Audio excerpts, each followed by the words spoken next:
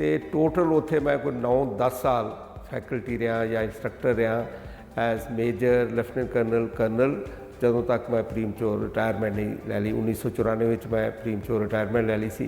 तो उत्थे मैनू मौका मिलिया गलबात करन दा, लोकां नू समझण दा, और 9 साल की इंस्ट्रक्शनल ड्यूटी दे विच बड़ा कुछ सीखण दा मौका मिलिया।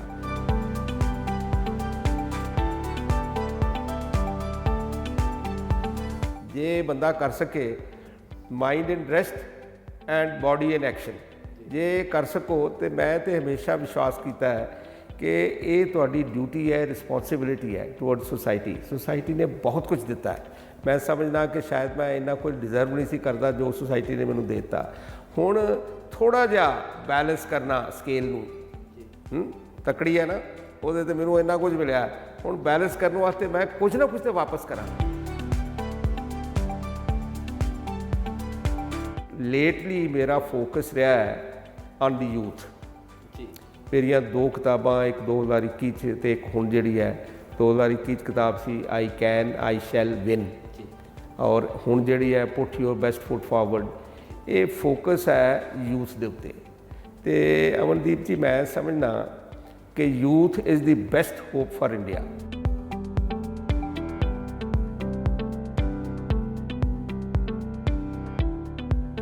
The opportunities to do wonders and achieve whatever you want from life will never be better than this। इस वेले you are living in amazing and wonderful world, जिथे जो तुसी चाहो देखो, एक स्मार्टफोन एक लैपटॉप तुहाडे कोल होए तो दुनिया मुट्ठी में, कहंदे ना।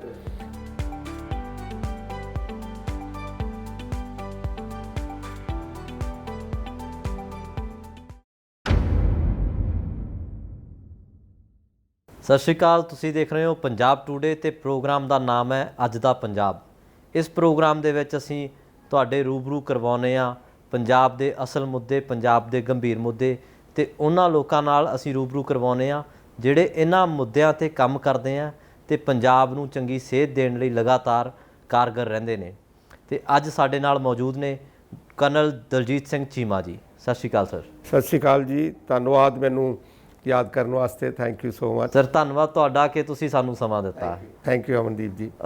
सर मैं हुण तुहाडे नाल इंटरव्यू तो बिल्कुल जस्ट पहला प्रोग्राम तो आपां गलबात कर रहे सी कि तुहाडीआं 16 किताबां आईआं होईआं, उन्हां बारे भी गल करांगे ते तुहाडी जिंदगी दी शुरुआत दी गल करांगे आपां। शुरुआत जिंदगी दे विच तुहाडा बर्थ कित्थे होया, पिंड किहड़ा तुहाडा सर? मैं जी प्री इंडिपेंडेंस एरा दा आदमी हाँ। एनशियंट पाकिस्तान दे विच एक जगह सी आदम के चीमा, डिस्ट्रिक्ट सियालकोट दे विच, उत्थे मेरी पैदाइश हुई। और पाकिस्तान बनने के बाद असी कादियाँ आके एक जगह उत्थे सैटल हो गए, क्योंकि मेरे फादर साहब जिहड़े ना वो ही वॉज हाईली एजुकेटेड। उन्होंने 1920 दे विच FC कॉलेज लाहौर तो BA की हुई सी, तो उन्होंने आउंदियां ही इत्थे एक हायर सैकेंडरी स्कूल सी, उहदे वो प्रिंसीपल लग गए। तो मैं अपनी 10वीं की जी अप टू 10th स्टैंडर्ड वो मैं पढ़िया उत्थे ही, खालसा स्कूल है एक कादियाँ, उत्थे मैं पढ़िया। तो मैट्रिकुलेशन का एग्ज़ाम जोड़ा वो पंजाब यूनिवर्सिटी कंडक्ट करती सी, तो मैनू बड़ी खुशी हुंदी है दस के कि मैं मैट्रिकुलेशन के एग्ज़ाम दे विच पंजाब यूनिवर्सिटी 3rd आया, तो मैनू 30 रुपए स्कॉलरशिप मिलिया 1958 दे विच। तो ये अखबार च आया, तो जिहड़े DAV कॉलेज अमृतसर के प्रिंसीपल सन एक BS बहल, उन्होंने एक पोस्ट कार्ड लिखा मेरे फादर नूं कि मुंडे नूं साडे कोल DAV कॉलेज अमृतसर भेज दिओ, असीं इहदा पढ़ाई लिखाई होस्टल सब कुछ फ्री कर देंगे, तो तुसीं इन्हां दी चिंता ना करो, तो इहनूं साडे कोल भेजो। कादियां विच कॉलेज सी, एक local Sikh national college Qadian है एक, पर वो फिर मैं उत्थे नहीं, मैं DAV कॉलेज अमृतसर पढ़ गया। उसदे बाद IIT का इम्तिहान दिता मैं, तो मैं सिलेक्ट हो गया, IIT कानपुर चला गया। नाल ही IMA का दिता होया सी। वो IMA जो सिलेक्शन हो गई, तो मैं सैकेंड ईयर सी, तो मैनू लगा भी उत्थे IMA तो 1 साल के बाद अफसर बन जाना, तो इत्थे तो 4 साल रगड़े होर खाने पैने ने। तो मैं IMA देहरादून पहुँच गया, जिहदे उत्ते मैनू याद है मेरे फादर बड़े नाराज़ सन। मेरा डायरैक्टर IIT का डॉक्टर मुथन्ना हुंदे सन एक, उन्होंने उन्होंने एग्जैक्ट वर्ड मैनू याद ने, उन्होंने कहा भी you want to leave IIT to go to फौज, तो I said yes sir. So इस तरह फिर जर्नी शुरू हो गई और चल अगे चलता रहा। सर इंजीनियरिंग की पढ़ाई ਮੈਨੇਜਮੈਂਟ ਦੀ ਪੜ੍ਹਾਈ, ਉਸ ਤੋਂ ਬਾਅਦ ਫੌਜ ਦੇ ਵਿੱਚ ਜਾਣਾ, ਫਿਰ ਤੁਸੀਂ ਐਜੂਕੇਸ਼ਨ ਦੇ ਨਾਲ ਫਿਰ ਜੁੜਨਾ, ਉਹ ਕਿਵੇਂ ਰਿਹਾ ਜ਼ਿੰਦਗੀ ਦਾ ਸਫ਼ਰ? ਇਹ ਉਤਾਰ ਚੜ੍ਹਾਅ ਕਿਵੇਂ ਰਹੇ? ਦੇਖੋ, ਮੇਰੀ ਨਾ ਲਾਈਫ ਦੇ ਵਿੱਚ ਇੱਕ ਬੜਾ ਵੱਡਾ ਚੇਂਜ ਉਦੋਂ ਆਇਆ ਜਦੋਂ 1982 ਦੇ ਵਿੱਚ ਮੇਰੀ ਪੋਸਟਿੰਗ ਹੋਈ military college of electronics and mechanical engineering at Secunderabad ਦੇ ਵਿੱਚ। ਉੱਥੇ ਮੈਨੂੰ ਐਜ਼ ਏ ਫੈਕਲਟੀ ਮਤਲਬ ਇੰਸਟਰਕਟਰ ਐਜ਼ ਮੇਜਰ ਪੋਸਟ ਕੀਤਾ ਗਿਆ, ਅਤੇ ਟੋਟਲ ਉੱਥੇ ਮੈਂ ਕੋਈ 9-10 ਸਾਲ ਫੈਕਲਟੀ ਰਿਹਾ ਜਾਂ ਇੰਸਟਰਕਟਰ ਰਿਹਾ ਐਜ਼ ਮੇਜਰ, ਲੈਫਟੀਨੈਂਟ ਕਰਨਲ, ਜਦੋਂ ਤੱਕ ਮੈਂ ਪ੍ਰੀਮਚੋਰ ਰਿਟਾਇਰਮੈਂਟ ਨਹੀਂ ਲੈ ਲਈ। 1994 ਵਿੱਚ ਮੈਂ ਪ੍ਰੀਮਚੋਰ ਰਿਟਾਇਰਮੈਂਟ ਲੈ ਲਈ ਸੀ, ਅਤੇ ਉੱਥੇ ਮੈਨੂੰ ਮੌਕਾ ਮਿਲਿਆ ਗੱਲਬਾਤ ਕਰਨ ਦਾ, ਲੋਕਾਂ ਨੂੰ ਸਮਝਣ ਦਾ, ਔਰ 9 ਸਾਲ ਦੀ ਇੰਸਟਰਕਸ਼ਨਲ ਡਿਊਟੀ ਦੇ ਵਿੱਚ ਬੜਾ ਕੁਝ ਸਿੱਖਣ ਦਾ ਮੌਕਾ ਮਿਲਿਆ। ਔਰ ਉਦੋਂ ਹੀ ਮੈਂ ਕਾਲਜ ਦੀ ਮੈਗਜ਼ੀਨ ਅਤੇ ਬਾਕੀ ਆਰਮੀ ਦੀਆਂ ਕਈ ਮੈਗਜ਼ੀਨ ਨੇ, ਇੱਕ ਸਾਡਾ ਕੰਬੈਟ ਜਰਨਲ ਹੁੰਦਾ ਸੀ ਕਾਲਜ ਆਫ ਕੰਬੈਟ ਦਾ, ਉਹਦੇ 'ਚ ਮੈਂ ਲਿਖਣਾ ਸ਼ੁਰੂ ਕੀਤਾ, ਔਰ ਹੋਰ ਕਈ ਜਗ੍ਹਾ ਲਿਖਣਾ ਸ਼ੁਰੂ ਕੀਤਾ। ਉਦੋਂ ਤੋਂ ਹੀ ਮੈਨੂੰ ਥੋੜ੍ਹਾ ਜਿਹਾ ਲਿਖਣ ਪੜ੍ਹਨ ਦੀ ਆਦਤ ਪੈ ਗਈ, ਔਰ ਬੋਲਣ ਦਾ ਮੈਨੂੰ ਲੋਕਾਂ ਨੇ ਕਹਿਣਾ ਵੀ ਤੂੰ ਬਹੁਤ ਅੱਛਾ ਇੰਸਟਰਕਟਰ ਹੈ। ਇਸ ਕਰਕੇ ਆਰਮੀ 'ਚ ਇਹ ਹੁੰਦਾ ਹੈ ਵੀ ਤੁਸੀਂ ਇੱਕ ਕਿਸਮ ਦਾ ਟਾਈਪ ਕਾਸਟ ਹੋ ਜਾਂਦੇ ਹੋ। ਟਾਈਪ ਕਾਸਟ, ਜਿਹੜੇ ਕੰਮ 'ਚ ਕੋਈ ਬੰਦਾ ਚੰਗਾ ਨਾ, ਉਹ ਕਹਿੰਦੇ ਨੇ ਇਹਦੇ ਕੋਲ ਉਹੀ ਕਰਾਓ, ਦੂਜੀਆਂ ਚੀਜ਼ਾਂ ਜਿਹੜੀਆਂ ਫਿਰ ਛੁੱਟ ਜਾਂਦੀਆਂ। ਅਤੇ ਮੇਰੀ ਮੈਨੇਜਮੈਂਟ ਦੀ ਅਤੇ ਇਲੈਕਟ੍ਰੋਨਿਕਸ ਇੰਜੀਨੀਅਰਿੰਗ ਦੀ ਉਹ ਬੇਸਿਕ ਚੀਜ਼ ਜਿਹੜੀ ਉਹ ਰਹਿ ਗਈ, ਅਤੇ ਜਿਹੜਾ ਮੈਂ ਪੜ੍ਹਾਉਂਦਾ ਸਾਂ ਉੱਥੇ, ਉਹਦੇ ਉੱਤੇ ਮੈਨੂੰ ਬਾਰ-ਬਾਰ ਯੂਜ਼ ਕਰਨਾ ਸ਼ੁਰੂ ਕਰ ਦਿੱਤਾ, ਅਤੇ ਉਹਦੇ ਤੋਂ it brought lot of change in my life. ਕਿੰਨੇ ਸਾਲ ਸਰਵਿਸ ਰਹੀ ਤੁਹਾਡੀ? ਮੈਂ 31 ਸਾਲ ਤਕਰੀਬਨ ਸਰਵਿਸ ਕੀਤੀ, ਔਰ ਜਦੋਂ ਪ੍ਰੀਮਚੋਰ ਰਿਟਾਇਰਮੈਂਟ ਲਈ ਸੀ ਅਤੇ ਜਦੋਂ OROP ਆਇਆ, 1 ਰੈਂਕ 1 ਪੈਨਸ਼ਨ, ਅਤੇ ਉਦੋਂ ਸ਼ੁਰੂ ਦੇ ਵਿੱਚ ਸਾਨੂੰ ਝਟਕਾ ਲੱਗਾ ਮੇਰੇ ਵਰਗਿਆਂ ਨੂੰ। ਉਹਨਾਂ ਨੇ ਕਿਹਾ ਵੀ ਜਿਨ੍ਹਾਂ ਲਈ ਨਾ ਪ੍ਰੀਮਚੋਰ ਰਿਟਾਇਰਮੈਂਟ ਜਾਂ ਵਾਲੰਟਰੀ ਰਿਟਾਇਰਮੈਂਟ ਲਈ, ਉਹਨਾਂ ਨੂੰ OROP ਦਾ ਬੈਨੀਫਿਟ ਨਹੀਂ ਮਿਲਣਾ। ਪਰ ਬਾਅਦ ਦੇ ਵਿੱਚ ਗਵਰਨਮੈਂਟ ਨੇ ਚੇਂਜ ਕਰਕੇ ਕਿਹਾ ਕਿ ਕੋਈ ਗੱਲ ਨਹੀਂ, ਸਾਰਿਆਂ ਨੂੰ ਦਿਆਂਗੇ, ਅਤੇ ਮੈਂ 31 ਸਾਲ ਸਰਵਿਸ ਕੀਤੀ ਫੌਜ ਦੇ ਵਿੱਚ। ਇਹ ਨਹੀਂ ਮਹਿਸੂਸ ਹੋਇਆ ਕਦੇ ਕਿ 31 ਸਾਲ ਸਰਵਿਸ ਕਰ ਲਈ, ਹੁਣ ਆਰਾਮ ਨਾਲ ਬੈਠਦੇ ਹਾਂ, ਹੁਣ ਕਿਉਂ ਅਸੀਂ? ਅਮਨਦੀਪ ਜੀ, ਆਰਾਮ ਜਿਹੜਾ ਨਾ, ਇਹ ਬੜਾ ਮੇਰਾ ਖਿਆਲ ਹੈ ਗਲਤ ਜਿਹੀ ਸੋਚ ਹੈ ਕਿ ਆਰਾਮ ਤਾਂ ਤੁਸੀਂ ਕਰ ਨਹੀਂ ਸਕਦੇ ਸੀ। ਜਿਹੜੀ ਬਾਡੀ ਹੈ ਉਹ ਹਮੇਸ਼ਾ ਐਕਸ਼ਨ 'ਚ ਰਹੇ, ਔਰ ਮਾਈਂਡ ਜਿਹੜਾ ਉਹ ਰੈਸਟ ਦੇ ਉੱਤੇ ਰਹੇ।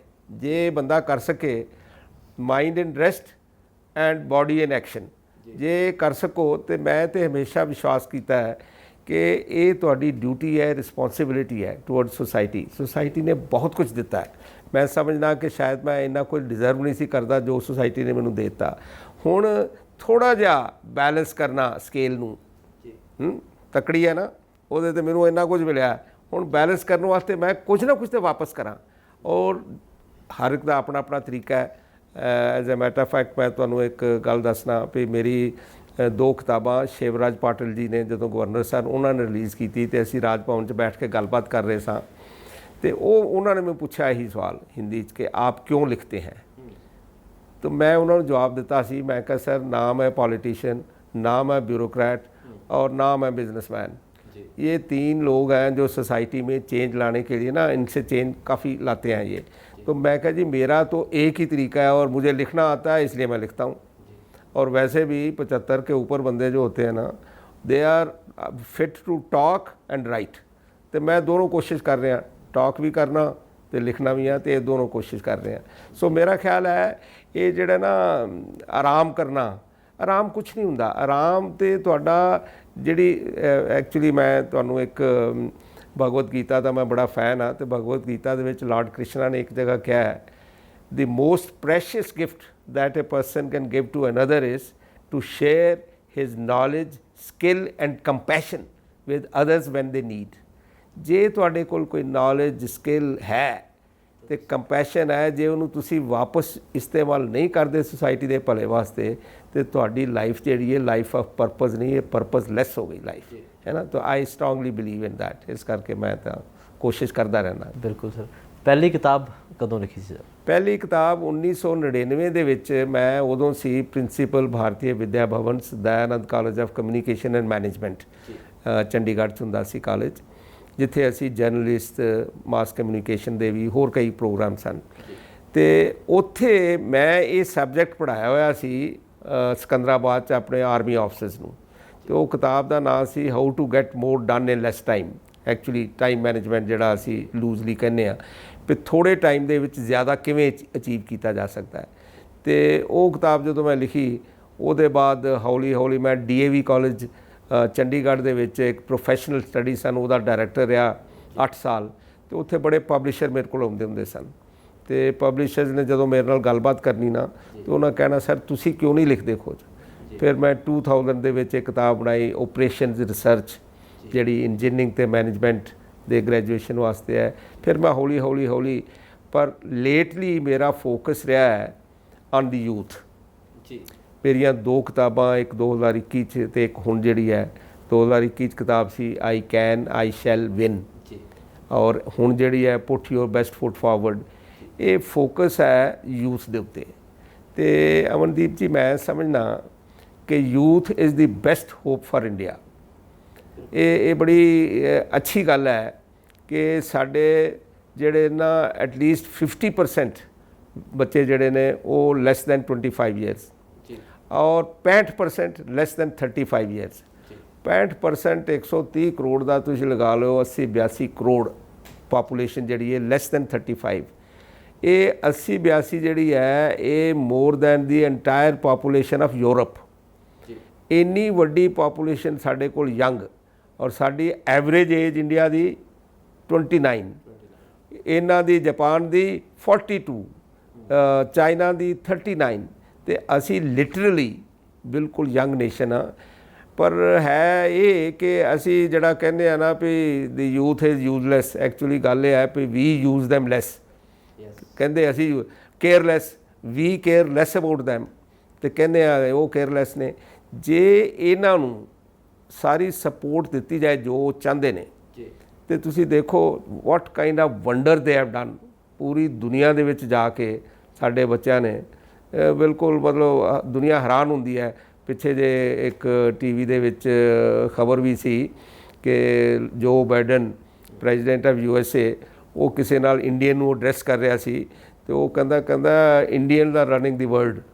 ਹੁਣ ਦੇਖੋ ਇਹ ਭਾਵੇਂ ਮਜ਼ਾਕ 'ਚ ਗੱਲ ਕਹੀ ਹੋਏ, ਪਰ ਇਹਦੇ 'ਚ ਕੋਈ ਸ਼ੱਕ ਨਹੀਂ ਕਿ Indian the running the world and Indian the running the USA also. ਔਰ ਯੰਗ ਯੂਥ ਹੈ ਨਾ, ਮਾਈਕਰੋਸਾਫਟ ਦਾ, ਗੂਗਲ ਦਾ, ਕਿਸੇ ਦਾ ਨਾਂ ਲੈ ਲਓ ਤੇ ਇੰਡੀਅਨ। ਸੋ ਮੇਰਾ ਖਿਆਲ ਹੈ ਕਿ ਫੋਕਸ ਜਿੰਨਾ ਮਿਲਣਾ ਚਾਹੀਦਾ ਨਾ ਯੂਥ ਨੂੰ ਉਹ ਅਜੇ ਵੀ ਨਹੀਂ ਮਿਲ ਰਿਹਾ। ਤੇ ਇਸ ਕਰਕੇ ਮੇਰੀ ਹੰਬਲ ਜਿਹੀ ਕੰਟਰੀਬਿਊਸ਼ਨ ਇਹ ਹੈ ਕਿ ਮੈਂ ਲੋਕਾਂ ਨੂੰ ਜਗਾਵਾਂ, ਥੋੜ੍ਹਾ ਦੱਸਾਂ ਕਿ ਇਹਦੇ ਉੱਤੇ ਕੰਮ ਕਰੋ। ਤੇ ਇਸ ਕਰਕੇ ਮੈਂ ਇਹ 2 ਕਿਤਾਬਾਂ ਜਿਹੜੀਆਂ ਨੇ ਯੂਥ ਨੂੰ ਡੈਡੀਕੇਟ ਕੀਤੀਆਂ। ਸਰ ਤੁਹਾਨੂੰ ਲੱਗਦਾ ਕਿ ਕਿਤਾਬਾਂ ਦੇ ਜ਼ਰੀਏ ਆਪਾਂ ਯੂਥ ਨੂੰ ਬਹੁਤ ਮੋਟੀਵੇਟ ਕਰ ਪਾਵਾਂਗੇ, ਜਾਂ ਜਿਸ ਹਾਲਾਤ ਦੇ ਵਿੱਚ ਅਸੀਂ ਹੈਗੇ ਹਾਂ, ਜਿਸ ਹਾਲਾਤ ਦੇ ਵਿੱਚ ਸਾਡਾ ਯੂਥ ਹੈ ਪੰਜਾਬ ਦਾ ਜਾਂ ਪੂਰੇ ਭਾਰਤ ਦਾ, ਕਿਉਂਕਿ ਉਹ ਯੂਥ ਤਾਂ ਕਿਤਾਬਾਂ ਵੱਲੋਂ ਵੀ ਮੁੜਦੇ ਜਾ ਰਹੇ ਆ। ਕਿਉਂਕਿ ਜਦੋਂ ਤੋਂ ਡਿਜੀਟਲਾਈਜੇਸ਼ਨ ਹੋਈ ਹੈ, ਅਸੀਂ ਸਾਡੇ ਹੱਥਾਂ 'ਚ ਫੋਨ ਆਏ ਹੈ ਤੇ ਅਸੀਂ ਫੋਨ ਨੂੰ ਛੱਡ ਕੇ ਰਾਜ਼ੀ ਨਹੀਂ। ਯੂਥ ਤਾਂ ਫੋਨ ਦੇ ਵਿੱਚ ਹੀ ਬਿਜ਼ੀ ਹੈ। ਤੁਹਾਡੀ ਗੱਲ ਬਿਲਕੁਲ ਠੀਕ ਹੈ ਅਮਨਦੀਪ ਜੀ। ਇਹ ਨਾ ਟ੍ਰੈਜਡੀ ਹੈ ਵੀ ਸਾਡੇ ਟਾਈਮ ਦੇ ਉੱਤੇ ਡਿਸਟਰੈਕਸ਼ਨ ਨਹੀਂ ਸੀ ਹੁੰਦੀਆਂ। ਅੱਜ ਦਾ ਯੂਥ ਜਿਹੜਾ ਹੈ ਵੈਸੇ ਬੜਾ ਸਮਾਰਟ, ਬਰਾਈਟ, ਔਰ ਟੈਕਨੋਲੋਜੀ ਦੇ ਨਾਲ ਕਿੰਨਾ ਕੁਛ ਉਹਨੂੰ ਬਹੁਤ ਕੁਛ। ਔਰ ਮੈਂ ਕਿਆ ਕਰਨਾ, the opportunities to do wonders and achieve whatever you want from life will never be better than this। ਇਸ ਵੇਲੇ you are living in amazing and wonderful world, ਜਿੱਥੇ ਜੋ ਤੁਸੀਂ ਚਾਹੋ। ਦੇਖੋ ਇੱਕ ਸਮਾਰਟਫੋਨ ਤੇ ਇੱਕ ਲੈਪਟਾਪ ਤੁਹਾਡੇ ਕੋਲ ਹੋਏ ਤੇ ਦੁਨੀਆ ਮੁੱਠੀ ਮੇ ਕਹਿੰਦੇ ਨਾ। ਹੁਣ ਜੋ ਚਾਹੋ ਤੁਸੀਂ ਕਰ ਸਕਦੇ ਹੋ। ਪਰ ਡਿਸਟਰੈਕਸ਼ਨ ਜਿਹੜੀ ਤੁਸੀਂ ਗੱਲ ਕੀਤੀ ਹੈ, ਸਾਡੇ ਟਾਈਮ 'ਤੇ ਇਹ ਚੀਜ਼ਾਂ ਨਹੀਂ ਸੀ ਹੁੰਦੀਆਂ ਹੈ ਨਾ। We are dedicated and you know concerned, focused on this. ਇਹ ਬੱਚਿਆਂ ਦਾ ਨਾ ਜਿਹੜੀ ਇਹ ਡਿਸਟਰੈਕਸ਼ਨ ਹੈ ਨਾ, ਪੜ੍ਹਨ ਲਿਖਣ ਤੋਂ ਹਟ ਜਾਣਾ। I see nobody reads books. ਮੈਂ ਈਵਨ ਲਾਇਬ੍ਰੇਰੀਅਨ ਨਾਲ ਜਦੋਂ ਗੱਲ ਕਰਨਾ in various institutes where I go, ਤੇ ਉਹ ਕਹਿੰਦੇ ਜੀ there are hardly any students who come to the library. ਹੁਣ ਇੱਕ ਤਾਂ ਗੂਗਲ ਮਿਲ ਗਿਆ, ਉਹਦੇ ਤੋਂ ਜੋ ਕੁਝ ਤੁਸੀਂ ਔਰ ਤੁਸੀਂ ਸਮਝਦੇ ਹੋ, ਸਟੂਡੈਂਟ ਨੇ ਸਮਝਣਾ ਸ਼ੁਰੂ ਕਰ ਦਿੱਤਾ ਵੀ ਮੈਨੂੰ ਕੀ ਲੋੜ ਹੈ ਟੀਚਰ ਦੀ, ਟੀਚਰ ਨਾਲੋਂ ਜ਼ਿਆਦਾ ਤਾਂ ਮੈਂ ਇੱਥੋਂ ਲੱਭ ਲਾਂਗਾ। But that is not right. ਸੀ ਇਸ ਤਰ੍ਹਾਂ ਹੁੰਦਾ ਹੈ ਅਮਨਦੀਪ ਜੀ। ਮੈਂ ਸਮਝਣਾ ਵੀ ਜਿਹੜੇ ਮੈਂਟਰਸ ਨੇ ਨਾ, ਮੈਂਟਰਸ, ਸਰ ਆਈਜ਼ੈਕ ਨਿਊਟਨ ਕਹਿੰਦੇ ਹੁੰਦੇ ਸਨ। ਨਿਊਟਨ ਦੀ ਇਹ ਗੱਲ ਬੜੀ ਮਸ਼ਹੂਰ ਜਿਹੜੀ ਮੈਂ ਹਮੇਸ਼ਾ ਕੋਟ ਕਰਨਾ ਔਰ ਮੈਨੂੰ ਬੜੀ ਯਾਦ ਹੈ। ਉਹ ਕਹਿੰਦੇ ਸਨ, if I have seen further I have seen it by standing on the shoulders of giants. If I have seen further, I have seen it by standing on the shoulders of giants. Oh, giants kaun ne? People like great men who have done wonders, who are achievers, ਉਹਨਾਂ ਨੇ ਬੜਾ ਕੁਝ ਕੀਤਾ ਹੈ, ਬੜਾ ਕੁਝ ਸਮਝਿਆ। ਉਹਨਾਂ ਕੋਲੋਂ ਸਿੱਖਣ ਵਾਸਤੇ ਯੂਥ ਨੂੰ ਲੋੜ ਹੈ ਕਿ ਉਹ ਪੜ੍ਹਨ ਲਿਖਣ ਦੇ ਵਿੱਚ ਆਪਣੀ ਜ਼ਿਆਦਾ ਰੁਚੀ ਰੱਖਣ। ਬੜੀ ਹੈਰਾਨੀ ਦੀ ਗੱਲ ਹੈ ਵੀ ਤੁਸੀਂ ਕਨਾਟ ਪਲੇਸ 'ਚ ਜਾਓ ਦਿੱਲੀ, ਅਤੇ ਉੱਥੇ ਅੰਦਰੋਂ ਬੱਚਾ ਕੋਈ ਜਿਹੜਾ ਯੰਗ ਮੁੰਡਾ ਜਾਂ ਕੁੜੀ ਉਹ 10,000 ਦੇ ਜੁੱਤੇ ਤਾਂ ਲਾਏਗਾ, ਅਤੇ ਬਾਹਰ ਜਿਹੜੀਆਂ ਕਿਤਾਬਾਂ ਪਈਆਂ ਨਾ ਪੁਰਾਣੀਆਂ 100 ਰੁਪਏ ਦੀਆਂ ਕਮਾਲ ਦੀਆਂ ਕਿਤਾਬਾਂ ਮਿਲਦੀਆਂ, 100 ਰੁਪਇਆ ਖਰਚ ਕਰਕੇ ਕਿਤਾਬ ਨਹੀਂ ਲਏਗਾ। I have noticed it many times. ਇੱਥੇ ਸਾਡੇ ਯੂਨੀਵਰਸਿਟੀ ਦੇ ਸਾਹਮਣੇ ਉਹ ਜਿਹੜੀ ਹੁੰਦੀ ਸੀ 15 ਦੇ ਵਿੱਚ ਕਿਤਾਬਾਂ ਦੀ, ਪੁਰਾਣੀਆਂ ਕਿਤਾਬਾਂ ਦਾ, ਅਤੇ ਮੈਨੂੰ ਸ਼ੌਕ ਹੈ, ਮੈਂ ਬੜੀ ਵਾਰੀ ਜਾਂਦਾ ਹੁੰਦਾ ਸਾਂ। 100-200 ਰੁਪਏ ਦੇ ਵਿੱਚ ਕਲਾਸਿਕਸ ਕਮਾਲ ਦੀਆਂ ਕਿਤਾਬਾਂ ਮਿਲ ਜਾਣੀਆਂ। ਪਰ ਮੈਂ ਮੁੰਡੇ ਕੁੜੀਆਂ ਨਹੀਂ ਵੇਖੇ ਯੰਗ, ਮੁੰਡੇ ਮੇਰੇ ਵਰਗੇ ਜ਼ਰੂਰ ਜਾਂਦੇ ਸਨ ਉੱਥੇ, but not seen the young. So youth have to understand ਕਿ you see what they want is ਕਿ ਹਰ ਚੀਜ਼ ਛੇਤੀ, ਦੇ ਆਰ ਇਨ ਹਰੀ, ਹੈ ਨਾ, ਵੀ ਛੇਤੀ ਹੋ ਜਾਏ। ਉਹ ਇਹ ਨਹੀਂ ਰਿਅਲਾਈਜ਼ ਕਰਦੇ ਵੀ ਜਿਹੜੇ ਵੀ ਅਚੀਵਰ ਨੇ, ਜਿਹਨੇ ਜੋ ਕੁਝ ਵੀ ਕੀਤਾ ਅਚੀਵ, ਉਹਦੇ ਪਿੱਛੇ ਪਤਾ ਨਹੀਂ ਕਿੰਨੇ ਸਾਲਾਂ ਦੀ ਸਟਰਗਲ ਹੈ। When you talk to an IAS officer, ਤੁਸੀਂ ਉਹਨਾਂ ਨੂੰ ਪੁੱਛੋ ਵੀ ਤੇਰਾ 2nd ਰੈਂਕ ਕਿਵੇਂ ਆ ਗਿਆ। ਮਤਲਬ ਮੈਂ I like to quote KBS Sidhu Sahib, ਸਾਡੇ ਰਿਟਾਇਰ ਹੋਏ ਨੇ ਐਜ਼ ਐਡੀਸ਼ਨਲ ਚੀਫ ਸੈਕਟਰੀ, ਅਤੇ ਮੈਂ ਉਹਨਾਂ ਨਾਲ ਇੱਕ ਵਾਰੀ ਗੱਲ ਕਰ ਰਿਹਾ ਸਾਂ, ਤਾਂ ਹੀ ਵਾਜ਼ AIR 2 ਫਸਟ ਅਟੈਂਪਟ, ਉਹਨਾਂ ਨੇ ਥਾਪਰ ਤੋਂ ਜਿੰਨੇ ਕੀਤੀ ਸੀ। ਅਤੇ ਮੈਂ ਉਹਨਾਂ ਨੂੰ ਪੁੱਛਿਆ, ਅਤੇ ਹੀ ਟੋਲਡ ਮੀ, ਹੀ ਸੇਡ ਕਿ ਸਟਰਗਲ ਜਿਹੜੀ ਹੈ ਨਾ ਉਹਦੇ ਤੋਂ ਬਿਨਾਂ how can you, he side I never expected it, ਪਰ ਮੈਂ ਐਫਰਟ ਬਹੁਤ ਲਾਈ ਸੀ। ਜੇ ਤੁਸੀਂ ਪੂਰਾ ਜ਼ੋਰ ਲਗਾ ਦਿਓ, ਉਹਦੇ ਬਾਅਦ ਜੇ ਰਿਜ਼ਲਟ ਨਹੀਂ ਮਿਲਦਾ ਤਾਂ ਇਟ ਇਜ਼ ਆਲ ਰਾਈਟ। ਹਰ ਕੋਈ IAS ਨਹੀਂ ਬਣ ਸਕਦਾ, ਹਰ ਕੋਈ ਹਰ ਚੀਜ਼ ਨਹੀਂ ਅਚੀਵ ਕਰ ਸਕਦਾ, ਪਰ ਇਹ ਰਿਗਰੈਟ ਰਹਿਣਾ ਵੀ ਮੈਂ ਇਹ ਕੋਸ਼ਿਸ਼ ਨਹੀਂ ਕੀਤੀ, ਫੇਲ ਹੋਣ ਤੋਂ ਡਰ ਜਾਣਾ ਕਿ ਜੇ ਮੈਂ ਕੀਤਾ ਤਾਂ ਇਹ, ਤਾਂ ਮੈਂ, ਪਰ ਆਪਣੀ ਕੈਪੇਬਿਲਿਟੀ ਨੂੰ ਸਮਝਣਾ, ਆਪਣੇ ਆਪ ਨੂੰ ਜਾਣਨਾ, ਇਹ ਵੀ ਫਸਟ ਸਟੈਪ ਹੈ। ਸੋ ਮੇਰੀ ਯੂਥ ਨੂੰ ਅਪੀਲ ਹੈ ਕਿ ਜੇ ਤੁਸੀਂ ਵਾਕਿਆ ਹੀ if you want to get what you want from life, ਹੈ, ਪਹਿਲਾਂ ਤਾਂ ਇਹ ਕਲੀਅਰ ਹੋਣਾ ਚਾਹੀਦਾ ਹੈ ਵੀ ਤੁਸੀਂ ਚਾਹੁੰਦੇ ਕੀ ਹੋ। ਅਨਫੋਰਚੂਨੇਟਲੀ ਸਾਡੇ ਦੇਸ਼ ਦੇ ਵਿੱਚ ਇਹ ਲੱਭਣ 'ਚ ਬਹੁਤ ਟਾਈਮ ਲੱਗ ਜਾਂਦਾ ਬੱਚੇ ਨੂੰ। We waste lot of time and the child spends lot of time to find out ਕਿ what he or she wants. So ਉਹਨਾਂ ਨੂੰ ਕੋਸ਼ਿਸ਼ ਕਰਕੇ ਇਹੋ ਜਿਹੀਆਂ ਅਪਰਚੁਨਿਟੀਜ਼ ਦੁਬਾਰਾ ਮਿਲਦੀਆਂ ਨਹੀਂ। ਇਸ ਅਪਰਚੁਨਿਟੀ ਨੂੰ ਹੁਣ ਤਾਂ ਆਰਟੀਫਿਸ਼ੀਅਲ ਇੰਟੈਲੀਜੈਂਸ ਜਦੋਂ ਆ ਗਈ, ਮੈਂ ਐਕਚੁਅਲੀ ਆਪਣੇ ਭਾਸ਼ਣਾਂ 'ਚ ਕਹਿੰਦਾ ਹੁੰਦਾ ਬੱਚਿਆਂ ਨੂੰ ਕਿ I M jealous of you. ਮੈਂ ਤਾਂ ਸਮਝਣਾ ਵੀ ਮੈਂ 30-40 ਸਾਲ ਬਾਅਦ 'ਚ ਪੈਦਾ ਹੁੰਦਾ ਅਤੇ ਮੈਂ ਵੀ AI ਦੇ ਮਜ਼ੇ ਲੈਂਦਾ। ਇਹ ਤੁਸੀਂ ਤਾਂ ਕਿੰਨੇ ਲੱਕੀ ਹੋ, ਤੁਸੀਂ ਆਰਟੀਫਿਸ਼ੀਅਲ ਇੰਟੈਲੀਜੈਂਸ ਦੇ ਵੀ ਮਜ਼ੇ ਲਓਗੇ। So youth is not reading and writing as much as they should, or they are not that focused. ਇਹ ਦੋ ਪ੍ਰੋਬਲਮ ਹੈ ਸਮਝਣਾ ਕਿ ਫੋਕਸ ਹੈ ਨਹੀਂ, ਔਰ ਪੜ੍ਹਨ ਲਿਖਣ ਦੇ ਵਿੱਚ ਰੁਚੀ ਜਿਹੜੀ ਹੈ ਨਾ, ਇਸੀ ਰੀਡਿੰਗ ਜਿਹੜੀ ਹੈ ਨਾ ਐਂਡ ਰਾਈਟਿੰਗ, ਇਹ in any case it makes you a better man. ਤੁਸੀਂ ਅੱਧਾ ਘੰਟਾ ਜਿਹੜਾ ਬੰਦਾ ਕੋਈ ਚੰਗੀ ਕਿਤਾਬ ਪੜ੍ਹ ਲੇ, ਚੰਗੀ ਹਰ ਇੱਕ ਦੀ ਆਪਣੀ ਆਪਣੀ ਡੈਫੀਨੇਸ਼ਨ ਹੈ, ਪਰ ਜੇ ਕੋਈ ਅੱਧਾ ਘੰਟਾ ਕੋਈ ਕਿਤਾਬ ਪੜ੍ਹ ਲੇ ਅਤੇ ਉਹਦੇ ਨਾਲ you will be stress free also. ਤੁਹਾਡੀ ਸਟ੍ਰੈਸ ਅਤੇ ਚਿੰਤਾ ਅਤੇ ਐਂਗਜ਼ਾਇਟੀ ਜਿਹੜੀ ਹੈ ਉਹ ਵੀ ਨਿਕਲ ਜਾਏਗੀ। ਅਤੇ ਅੱਜ ਕੱਲ੍ਹ ਦੇ ਬੱਚਿਆਂ ਨੂੰ ਤਾਂ ਜਿਹੜੀ ਹੈ ਨਾ ਓਵਰ ਥਿੰਕਿੰਗ ਔਰ ਐਂਗਜ਼ਾਇਟੀ ਵਰੀ ਜਿਹੜੀ ਹੈ, ਉਹਨੂੰ ਮੈਂ ਕਹਿੰਦਾ ਹੁੰਦਾ it is misuse of imagination. ਐਵੇਂ ਸੋਚੀ ਜਾਣਾ ਵੀ ਆਹ ਹੋ ਜਾਏਗਾ, ਆਹ ਹੋ ਜਾਏਗਾ। ਉਹ ਜਿਹੜੀਆਂ 10 ਵਿੱਚੋਂ 7 ਚੀਜ਼ਾਂ ਨਹੀਂ ਹੁੰਦੀਆਂ ਜਿਹੜੀਆਂ ਤੁਸੀਂ ਸੋਚਦੇ ਹੋ, ਜਿਹੜੀਆਂ 3 ਹੁੰਦੀਆਂ ਨੇ ਉਹਨਾਂ ਨੂੰ ਹੈਂਡਲ ਕਰੋ। ਹਾਂ ਬਿਲਕੁਲ। ਇੱਕ ਮਿਹਨਤ ਕਰਨ ਤੋਂ ਡਰਨਾ ਅਤੇ ਮਿਹਨਤ ਕਰਨਾ ਸਿੱਖਣਾ, ਇਹ ਮੈਨੂੰ ਲੱਗਦਾ ਇਹਦੀ ਬਹੁਤ ਵੱਡੀ ਕਮੀ ਹੈ, ਅਤੇ ਇਹਨੂੰ ਕਿਵੇਂ ਪੂਰਾ ਕਰ ਸਕਦੇ ਹਾਂ ਇਸ ਕਮੀ ਨੂੰ? ਦੇਖੋ, ਕੀਪ ਐਕਸਪੈਰੀਮੈਂਟਿੰਗ ਐਂਡ ਐਕਸਪਲੋਰਿੰਗ।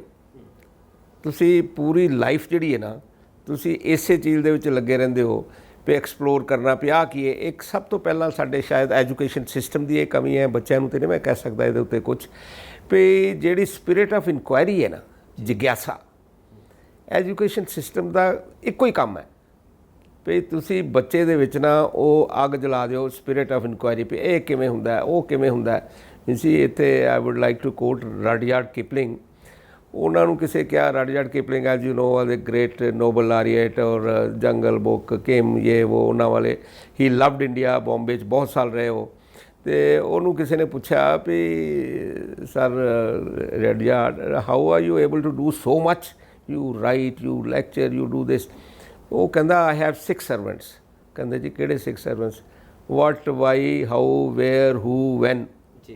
ਇਹ ਮੇਰੇ ਇਹ ਹੈ ਸਪਿਰਿਟ ਆਫ ਇਨਕੁਆਇਰੀ। ਜੇ ਜਿਗਿਆਸਾ ਪੈਦਾ ਕਰ ਦਿਓ ਬੱਚੇ 'ਚ, ਫਿਰ ਉਹ ਸਿੱਖ ਕਿਧਰੋਂ ਵੀ ਲਏਗਾ। ਪੇਰੈਂਟਸ ਤੋਂ ਸਿੱਖ ਲੇ, ਟੀਚਰ ਤੋਂ ਸਿੱਖ ਲੇ, ਗੂਗਲ ਬਾਬਾ ਤੋਂ ਸਿੱਖ ਲੇ, ਕਿਸੇ ਤੋਂ ਸਿੱਖ ਲੇ, ਪਰ ਸਿੱਖਣ ਵਾਸਤੇ ਉਹਦੇ ਕੋਲ ਬੜੇ ਸੋਰਸਿਸ ਨੇ ਅੱਜ ਕੱਲ੍ਹ। ਪਰ ਉਹ ਜੇ ਉਹਦੇ ਸਪਿਰਿਟ ਆਫ ਇਨਕੁਆਇਰੀ ਪੈਦਾ ਕੀਤੀ ਜਾਏ, ਉਹ ਕੌਣ ਪੈਦਾ ਕਰੇਗਾ? ਘਰ ਦੇ ਵਿੱਚ ਮਾਂ ਪਿਓ ਜਿਨ੍ਹਾਂ ਕੋਲ ਟਾਈਮ ਨਹੀਂ ਬੱਚਿਆਂ ਨੂੰ ਦੇਣ ਵਾਸਤੇ, ਤੇ ਸਕੂਲ ਦੇ ਵਿੱਚ ਟੀਚਰ ਜਿਹੜਾ ਸਮਝਦਾ ਵੀ ਮੇਰੀ ਰਿਸਪੌਂਸਿਬਿਲਿਟੀ ਹੈ, ਮੈਂ 2 ਪੀਰੀਅਡ ਲੈ ਲਏ, ਇੰਨੀ ਮੇਰੀ ਤਨਖਾਹ ਹੈ, ਉਹ ਪੂਰੀ ਹੋ ਗਈ, ਮੈਂ ਕਲਾਸ ਲਈ, ਮੇਰੀ ਇਹਦਾ ਨਾਲ ਰਿਲੇਸ਼ਨ ਖਤਮ। So that is why India needs mentors.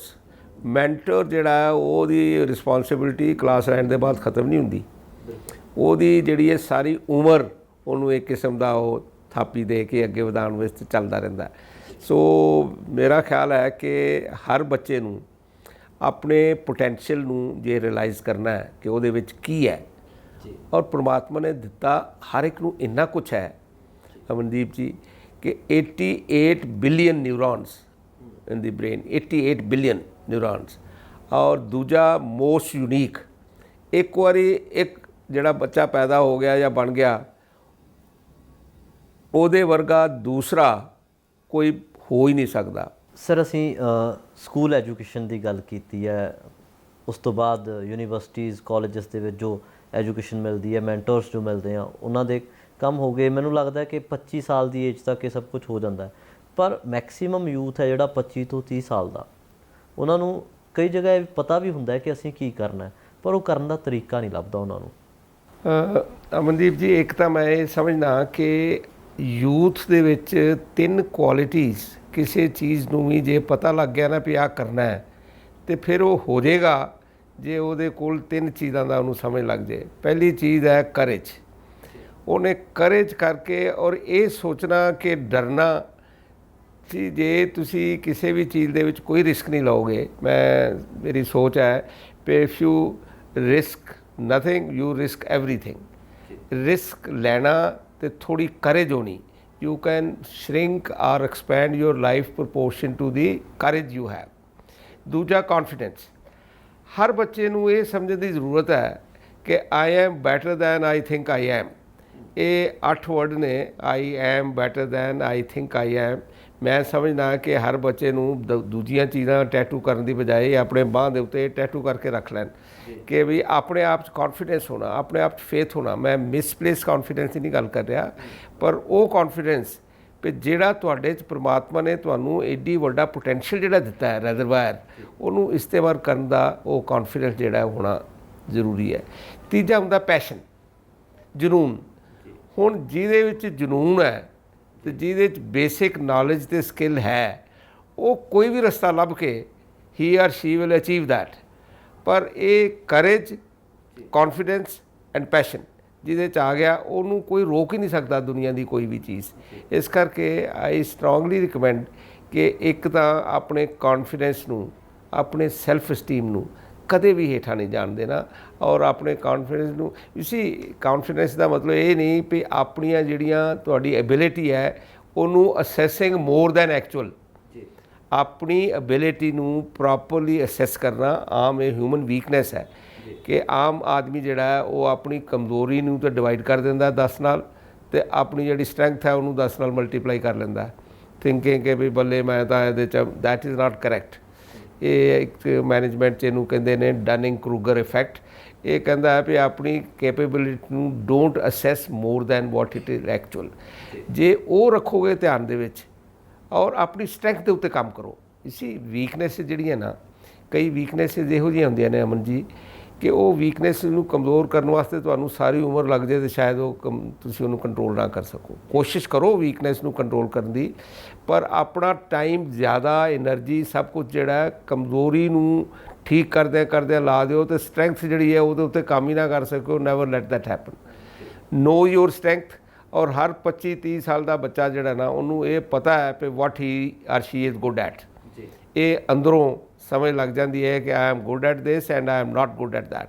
So anything which you are good at, ਆਪਣੀ ਸਟਰੈਂਥ ਦੇ ਉੱਤੇ ਕੰਮ ਕਰੋ, ਉਹਦੇ ਉੱਤੇ ਜ਼ੋਰ ਲਗਾਓ, you are bound to succeed. ਜੀ ਸਰ, ਮੈਂ ਹੁਣੇ ਜਿਹੜੀ ਗੱਲ ਕੀਤੀ ਆਪਾਂ ਕਿ ਲੋਕਾਂ ਨੂੰ ਪਤਾ ਹੈ ਆਪਣੀ ਸਟਰੈਂਥ ਦਾ। ਮੈਂ ਪੰਜਾਬ ਯੂਨੀਵਰਸਿਟੀ ਜਾਣਾ ਕਈ ਵਾਰ, ਤੇ ਉੱਥੇ ਪੰਜਾਬ ਯੂਨੀਵਰਸਿਟੀ ਦੀ ਲਾਇਬ੍ਰੇਰੀ ਮੈਨੂੰ ਜਾਣ ਦਾ ਬੜਾ ਚਾਅ ਰਹਿੰਦਾ ਹਰ ਵਾਰ। ਉੱਥੇ ਇੰਨੇ ਲੋਕੀ ਬੈਠੇ ਹੁੰਦੇ ਆ ਜੋ ਕੰਪੀਟੀਟਿਵ ਐਗਜ਼ਾਮਸ ਦੀ ਤਿਆਰੀ ਕਰ ਰਹੇ ਆ, ਉਹ ਦਿਨ ਰਾਤ ਦੇ 12 ਵਜੇ ਵੀ ਜੇ ਅਸੀਂ ਜਾਈਏ ਤਾਂ ਉਹ ਲਾਇਬ੍ਰੇਰੀ ਦਾ ਰੀਡਿੰਗ ਰੂਮ ਹੈ ਉਹ ਫੁੱਲ ਮਿਲਦਾ। ਅਤੇ ਉਹ ਇੰਨੀ ਮਿਹਨਤ ਨਹੀਂ ਕਰ ਪਾ ਰਹੇ ਜਾਂ ਆਪਣੇ ਜਿਹੜੀ ਐਬਿਲਿਟੀਜ਼ ਹੈ ਉਹਨਾਂ ਨੂੰ ਜ਼ਿਆਦਾ ਅਸੈਸ ਕਰ ਰਹੇ ਆ, ਜਾਂ ਆਪਣੇ ਯੋਗ ਕੰਮ ਹੈ ਉਹਨੂੰ ਨਹੀਂ ਅਸੀਂ ਸਮਝ ਪਾ ਰਹੇ ਕਿ ਕੀ ਕਰਨਾ ਅਸੀਂ। ਤੁਸੀਂ ਹੁੰਦਾ ਇਹ ਹੈ ਵੀ ਜਦੋਂ ਤੁਸੀਂ ਆਪਣਾ ਕੋਈ ਗੋਲ ਸੈੱਟ ਕਰਦੇ ਹੋ ਨਾ, ਕਈ ਬੱਚੇ ਜਦੋਂ ਗੋਲ ਸੈੱਟ ਕਰਦੇ ਨੇ ਉਹ ਇੰਨਾ ਨੀਵਾਂ ਕਰ ਲੈਂਦੇ ਨੇ ਕਿ ਐਵੇਂ ਤੁਹਾਨੂੰ ਸਟ੍ਰੈਚ ਕਰਨ ਦੀ ਜਾਂ ਜ਼ਿਆਦਾ ਜ਼ੋਰ ਲਾਉਣ ਦੀ ਲੋੜ ਹੀ ਨਹੀਂ, ਤੁਸੀਂ ਬੜੀ ਛੇਤੀ ਅਚੀਵ ਕਰ ਲੈਂਦੇ ਹੋ। ਇਹੋ ਜਿਹੇ ਗੋਲ ਨੂੰ ਅਚੀਵ ਕਰਕੇ ਨਾ ਤੁਹਾਨੂੰ ਸੈਟਿਸਫੈਕਸ਼ਨ ਨਾ ਤੁਹਾਨੂੰ ਹੈਪੀਨੈਸ। ਕੁਛ ਲੋਕ ਜਿਹੜੇ ਨਾ ਉਹ ਆਪਣੇ ਗੋਲ ਇੰਨੇ ਹਾਈ ਸੈੱਟ ਕਰ ਲੈਂਦੇ ਨੇ ਕਿ ਕਿੰਨਾ ਵੀ ਸਟ੍ਰੈਚ ਕਰ ਲਓ ਉੱਥੋਂ ਤੱਕ ਪਹੁੰਚ ਹੀ ਨਹੀਂ ਸਕਦੇ। See, your goal must be realistic and it should be related with your, of course potential is there, ਪਰ ਤੁਹਾਡੀ ਸਟਰੈਂਥ ਕੀ ਨੇ, what are your weaknesses, what are your environment, ਤੁਹਾਡੇ circumstances, operating environment ਜਿਹਦੇ 'ਚ ਤੁਸੀਂ ਕੰਮ ਕਰ ਰਹੇ ਹੋ, ਹੈ ਨਾ। maybe you are already working and you want to do this also, ਉਹ ਵੀ ਇੱਕ ਫੈਕਟਰ ਹੋਏਗਾ। ਸੋ ਮੈਂ ਸਮਝਦਾ ਵੀ ਆਪਣੇ ਸਭ ਕੁਛ এনवायरमेंट ਔਰ ਆਪਣੀ ਸੋਚ ਸਮਝ ਕਰਕੇ ਉਹਦੇ ਬਾਅਦ ਰੀਅਲਿਸਟਿਕ ਗੋਲ ਸੈੱਟ ਕਰੋ। Thinking big is a very good idea, you should think big, ਪਰ ਥਿੰਕ ਬਿਗ ਵੀ ਜਿਹੜਾ ਨਾ it should be proportionate to the capability which you have. ਜੇ ਤੁਸੀਂ ਬਹੁਤ ਉੱਚਾ ਗੋਲ ਕਰ ਲੋਗੇ ਸੈੱਟ ਔਰ ਉਹਨੂੰ ਸਟ੍ਰੈਚ ਕਰ ਕਰਕੇ ਜ਼ੋਰ ਲਾ ਕੇ ਜੇ ਤੁਸੀਂ ਨਹੀਂ ਅਚੀਵ ਕਰ ਰਹੇ ਤੇ ਫਿਰ then you will be frustrated and unhappy and you will not be able to attempt other things which are within your control. You see, so ਕੀ ਚੀਜ਼ਾਂ ਤੁਹਾਡੇ ਕੰਟਰੋਲ 'ਚ ਨੇ। ਸੀ ਮੈਂ ਕਿਆ ਕਰਨਾ, you can have anything but you cannot have everything. anything ਤੁਸੀਂ ਸੋਚ ਲਈ ਪਏ but everything ਨਹੀਂ ਆ ਸਕਦੀ, ਹੈ ਨਾ। ਇਸ ਕਰਕੇ be very realistic in setting the goals, proportionate to the capabilities, your strength, weaknesses, because ਸਾਰੇ ਅਸੀਂ ਯੂਨੀਕ ਹਾਂ, ਹਰ ਕੋਈ ਹਰ ਚੀਜ਼ ਨਹੀਂ ਕਰ ਸਕਦਾ। ਫਿਰ ਬੜੇ ਬੱਚੇ ਇਹ ਗਲਤੀ ਕਰਦੇ ਨੇ ਕਿ ਹਰ ਕੋਈ ਇੱਕੋ ਤਰੀਕੇ ਨਾਲ ਸਿੱਖਦਾ ਨਹੀਂ ਜੀ। Each one of us is a unique learner. ਤੁਸੀਂ ਕਿਹੜੇ ਤਰੀਕੇ ਨਾਲ ਸਿੱਖਦੇ ਹੋ ਇਹ ਜਾਣੋ। There are some people who are readers, there are some people who are writers.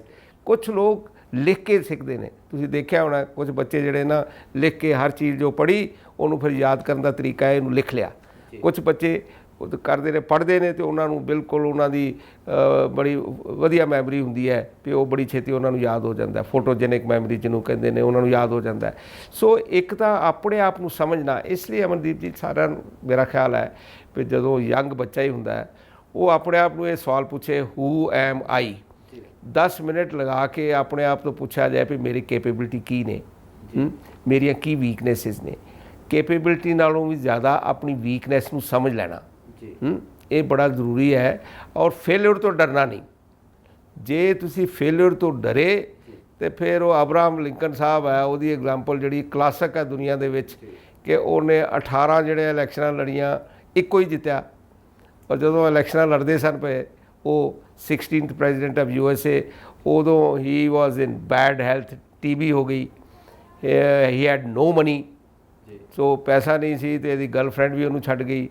So his love was lost, his money was lost, his health was lost, but never ever give up. If you want something, ਉਹ ਤੁਹਾਨੂੰ ਮਿਲੇਗੀ ਔਰ ਪੂਰੀ ਕਾਇਨਾਤ ਲੱਗ ਜਾਏਗੀ ਤੁਹਾਨੂੰ ਉਹ ਦਿਲਾਉਣ ਵਾਸਤੇ। ਜਿਹੜਾ ਉਹ ਸ਼ਾਹਰੁਖ ਦਾ ਬੜਾ ਫੇਮਸ ਉਹ ਹੈ ਡਾਇਲਾਗ, ਜੇ ਤੁਸੀਂ ਵਾਕਈ ਪੈਸ਼ਨੇਟ ਹੋ ਔਰ ਜੇ ਤੁਸੀਂ ਚਾਹੁੰਦੇ ਹੋ ਵੀ ਇਹ ਤੁਹਾਡੇ ਨਾਲ ਹੋਏ ਤੇ ਉਹਦੇ ਵਾਸਤੇ ਆਪਣੇ ਮਾਈਂਡ ਸੈੱਟ ਨੂੰ ਤਿਆਰ ਕਰਨਾ, ਆਪਣੇ ਆਪ ਨੂੰ ਪਿਆਰ ਕਰਨਾ ਬੜਾ ਜ਼ਰੂਰੀ ਹੈ।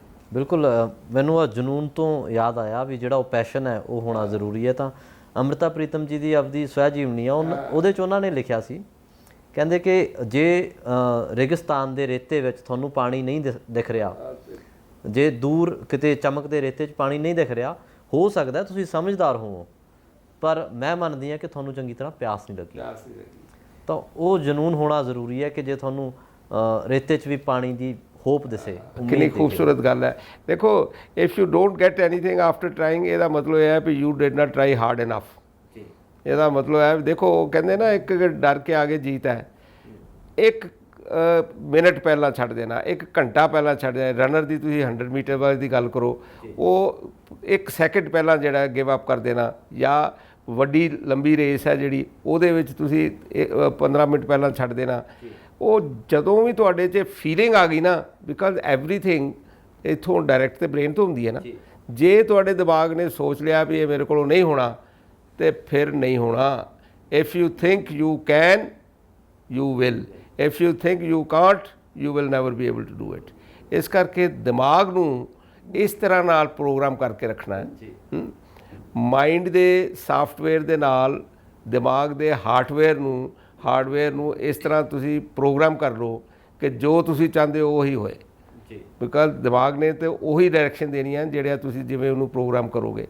ਤੇ ਉਹ ਜੋ ਪ੍ਰੋਗਰਾਮ ਕਰਨ ਦਾ ਤਰੀਕਾ ਸਿੱਖੋ ਤੇ ਉਹੀ ਹੋਏਗਾ ਜੋ ਤੁਸੀਂ ਚਾਹੁੰਦੇ ਹੋ। ਬਿਲਕੁਲ ਸਰ।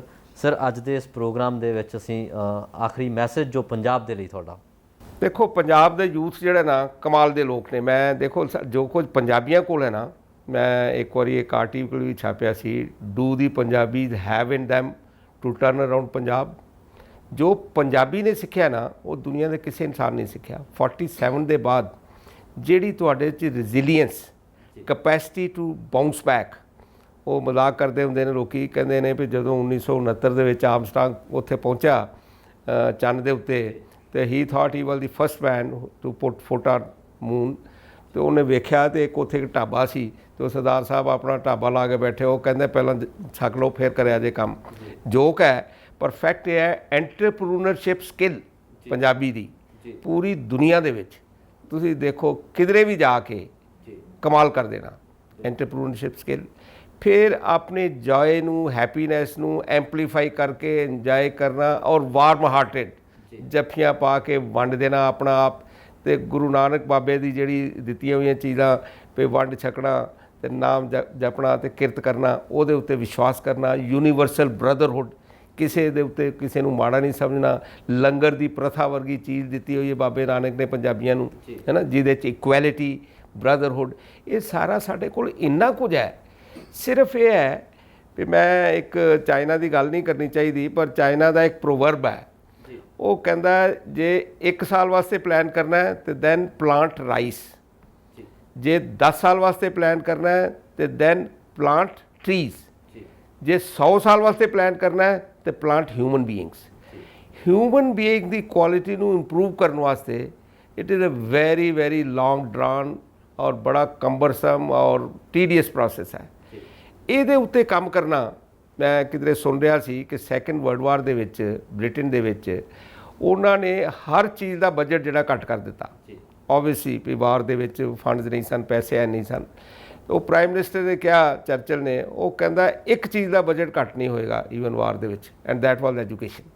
ਸੈਕੰਡ ਵਰਲਡ ਵਾਰ ਦੇ ਵਿੱਚ ਤੁਸੀਂ ਐਜੂਕੇਸ਼ਨ ਦੇ ਉੱਤੇ, ਔਰ ਮੈਂ ਸਮਝਣਾ panacea of all the problem of Punjab, panacea ਹੈ ਵੀ ਸਭ ਕੁਝ ਬ੍ਰਹਮਾਸਤਰ ਜੋ ਕੁਛ ਵੀ ਉਹ ਇੱਕੋ ਹੀ ਹੈ, and that is quality education for the youth. ਜੇ ਇਹਦਾ ਅਸਰ ਅੱਜ ਨਹੀਂ, 5 ਸਾਲ ਨੂੰ, 10 ਸਾਲ ਨੂੰ, 15 ਸਾਲ ਨੂੰ ਇਟ ਵਿਲ ਬੀ ਸੀਨ। ਔਰ ਜੋ ਕੁਝ ਪੰਜਾਬੀਆਂ ਦੇ ਵਿੱਚ ਟ੍ਰੇਟਸ ਨੇ, ਡਿਸਾਈਡਡਲੀ ਪੰਜਾਬੀ ਟ੍ਰੇਟ, ਉਹ ਕੀ ਨੇ? ਰੈਜ਼ੀਲੀਅੰਸ, ਪੈਸ਼ਨ, ਹਾਰਡ ਵਰਕ, ਜ਼ੋਰ, ਜੋਸ਼, ਹਿੰਮਤ। ਇਹ ਜੋ ਜਿਹੜੀ ਪੰਜਾਬੀ ਕੋਲ ਹੈ, ਇਹ ਤਾਂ ਕਿਸੇ ਨੂੰ ਪਰਮਾਤਮਾ ਨੇ ਹੋਰ ਕਿਸੇ ਨੂੰ ਇੰਨੀ ਜ਼ਿਆਦਾ ਦਿੱਤੀ ਨਹੀਂ। ਇਹ ਹੁੰਦਿਆਂ ਹੋਇਆ ਜੇ ਸਾਡੇ ਬੱਚੇ ਨਸ਼ੇ ਵੱਲ ਚਲੇ ਜਾਣ, ਜੇ ਸਾਡੇ ਬੱਚੇ ਆਈਲੈਟ ਕਰ ਕਰਕੇ ਬਾਹਰ ਦੌੜੇ ਜਾਣ, ਪੰਜਾਬ ਦਾ ਖਿਆਲ ਨਾ ਕਰਨ, ਤੇ ਬੜੀ ਸ਼ਰਮ ਦੀ ਤੇ ਮਾੜੀ ਗੱਲ ਹੈ। ਹੁਣ ਇਹੀ ਤਾਂ ਗੁੱਡ ਗਵਰਨੈਂਸ ਹੈ। ਭਗਵੰਤ ਮਾਨ ਜੀ ਸ਼ਾਇਦ ਕੁਛ ਇਹੋ ਜਿਹੇ ਸਟੈਪ ਲੈ ਰਹੇ ਨੇ, ਜਿਹੜੇ ਮੈਂ ਦੇਖਣਾ ਅਖਬਾਰਾਂ ਜੋ ਕੁਝ ਪੜ੍ਹੀਦਾ ਹੈ ਕਿ ਸ਼ਾਇਦ ਉਹ ਸਟੈਪ ਹੌਲੀ ਹੌਲੀ ਹੌਲੀ ਇਹਦਾ ਕੁਛ ਅਸਰ ਹੋਏ। ਪਰ ਮੇਰਾ ਖਿਆਲ ਹੈ ਕੁਆਲਿਟੀ ਆਫ ਹਿਊਮਨ ਰਿਸੋਰਸਿਸ ਨੂੰ ਇੰਪਰੂਵ ਕਰਨਾ ਥਰੂ ਐਜੂਕੇਸ਼ਨ ਸਾਰਿਆਂ ਨਾਲੋਂ ਵੱਡਾ ਕੰਮ ਇਹੀ ਹੈ। ਬਾਕੀ ਕੰਮ ਤਾਂ ਕਰੋ ਹੀ ਕਰੋ, ਪਰ ਮੈਕਸਿਮਮ ਐਫਐਸਐਸ ਸ਼ੁੱਡ ਬੀ ਗਿਵਨ ਆਨ। ਔਰ ਇਹਦੀ ਪ੍ਰਾਇਰਟੀ ਹੋਣੀ ਚਾਹੀਦੀ ਹੈ ਪ੍ਰਾਇਮਰੀ ਐਜੂਕੇਸ਼ਨ, ਉਹਦੇ ਬਾਅਦ ਸੈਕੰਡਰੀ ਐਜੂਕੇਸ਼ਨ, ਉਹਦੇ ਬਾਅਦ higher education. Higher education is also in bad shape. ਸਾਡੀ ਹਾਇਰ ਐਜੂਕੇਸ਼ਨ ਜਿਹੜੀ ਹੈ ਉਹ ICU 'ਚ ਹੈ, ਮੈਨੂੰ ਪਤਾ ਹੈ, ਕਿਉਂਕਿ ਮੈਂ ਹਾਇਰ ਐਜੂਕੇਸ਼ਨ ਵਾਲਿਆਂ ਨਾਲ ਡੀਲ ਕਰਨਾ ਇੰਸਟੀਟਿਊਸ਼ਨ 'ਚ, ਯੂਨੀਵਰਸਿਟੀਜ਼, ਅਤੇ ਮੈਂ ਦੇਖਣਾ ਵੀ ਹਾਇਰ ਐਜੂਕੇਸ਼ਨ ਦਾ ਹਾਲ ਬਹੁਤ ਮਾੜਾ ਹੈ।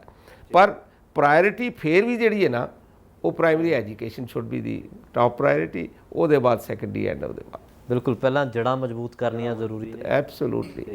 ਮੈਨੂੰ ਲੱਗਦਾ ਅੱਜ ਦੇ ਪੰਜਾਬ ਦੇ ਲਈ ਅਸੀਂ ਬਹੁਤ ਵਧੀਆ ਮੈਸੇਜ, ਬਹੁਤ ਵਧੀਆ ਡਿਸਕਸ਼ਨ ਅਸੀਂ ਲੈ ਕੇ ਆਏ ਹਾਂ। ਤੁਹਾਡਾ ਬਹੁਤ ਧੰਨਵਾਦ ਸਰ। ਥੈਂਕ ਯੂ ਅਮਨਦੀਪ ਜੀ, ਥੈਂਕ ਯੂ। ਇਸ ਤਰ੍ਹਾਂ ਦੇ ਹੋਰ ਵੀ ਪ੍ਰੋਗਰਾਮ ਲੈ ਕੇ ਆਉਂਦੇ ਰਵਾਂਗੇ।